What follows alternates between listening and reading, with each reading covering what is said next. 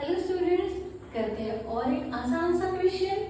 तो हमारा क्वेश्चन है volume and surface area of solid hemisphere are numerically equal.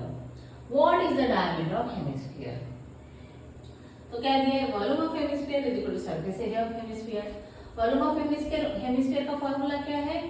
2/3 pi r cube और surface area of hemisphere बोलो बोलो 2 पाई r स्क्वायर ना 3 pi r square 3 pi r square.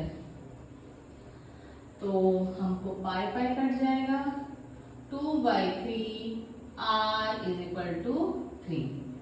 r square यहाँ का r square यहाँ का cut जाएगा, यहाँ r बच गया और यहाँ पे 3। 2r is equal to 9। 2r का मतलब diameter, diameter is equal to 9। So answer is diameter of hemisphere is 9